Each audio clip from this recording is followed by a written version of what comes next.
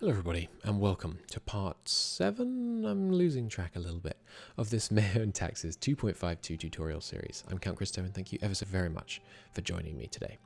We're going to be looking at ideas, national ideas and ideas that you choose.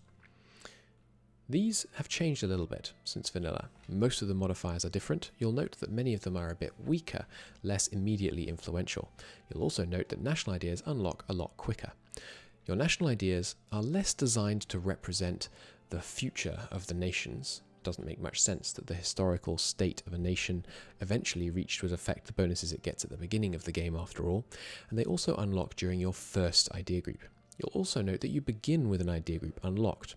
Often it's a good idea to fill it out, given that it's wasteful to abandon the idea group, but do remember that you can abandon it, so if you really want to have something else be your first idea slot.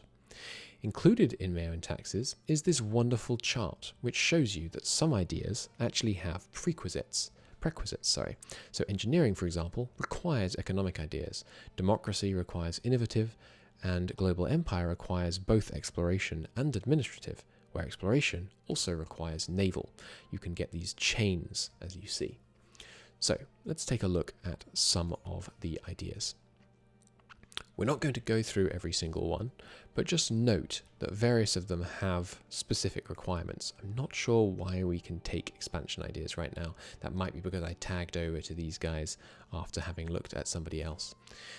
Now, there's a few key times you can look at all the modifiers of the ideas yourselves and decide which are the ones you like. Heads up, culture ideas is real good, so take a look at that one. We're going to look at some of the examples of where there are requirements beyond what might be obvious. So, one example of that is asceticism and mysticism and prophecy ideas. There's not prophecy ideas. What is the other one called? Let me check.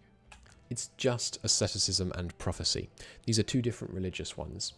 To get prophecy, you have to not be Catholic, Coptic, Orthodox, Gnostic, Jain, Vajraja, Maharaja, Buddhist, or Hindu. You get prophecy if you aren't those, and you get asceticism if you are those. They give different bonuses. You can read through and see what each one does, and remember from the religion video that various of them will raise or lower the piety of your nation. So, let's look at the ones that you have to unlock.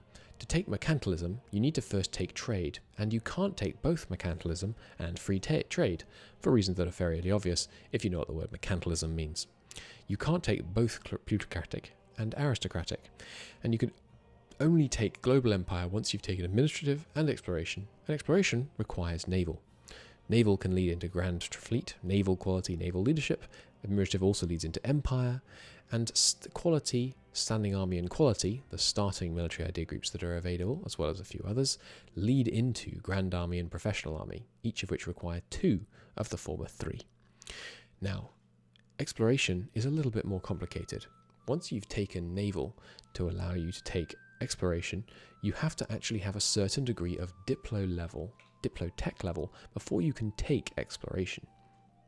To take exploration, you need either 16, 18 or 20 diplotech level.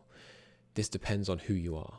The Iberians get to cheat a little bit, and they can get it sooner to represent their historically ahead of the time exploration that was going on at the beginning of the game.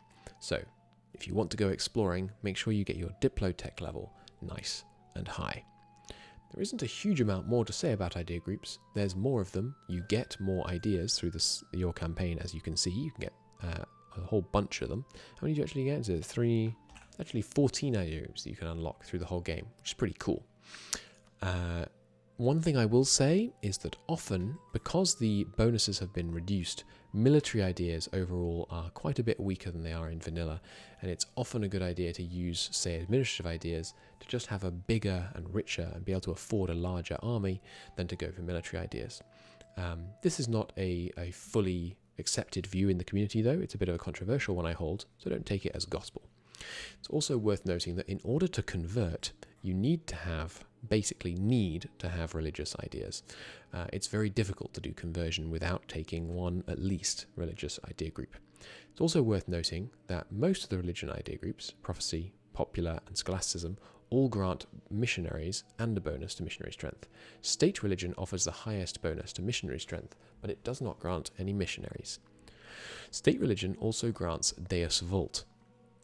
Deus Vult gives you that religious war goal, which is so amazing in vanilla, and it's also amazing in MEIOU and taxes.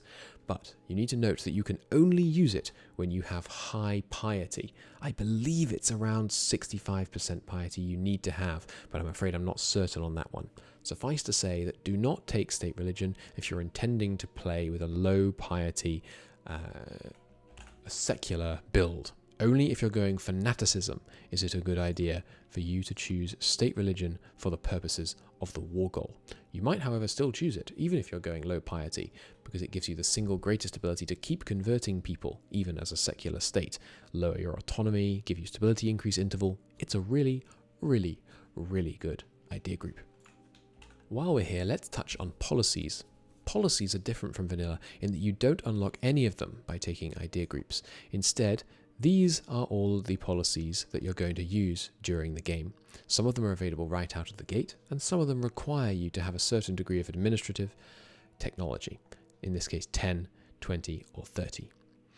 We'll talk about what these are in a separate video about how vassal integration works. So, the default policies, and remember you can get one free one in each category, are decentralized estate, centralized estate, minor state reforms, and then a few that do the same thing. They give you better stability. You pretty much always want to take aggressive policing and mediate internal disputes early on. These give you diminishing returns. The more stability policies you have in place, the less stability increase interval you get. It's often a good idea to have all three of these in place early in the game, but don't forget about centralizing or decentralizing your state. This is the main way you can directly influence this, depending on what you want to be doing. Again, we'll talk about centralization in a future video. For now, that's ideas and policies in MEIOU and Taxes 2.52. I'm not certain which video I'm going to record next, possibly one about centralization, but I look forward to doing that and to seeing you there. Thank you ever so very much for watching, and I'll see you next time.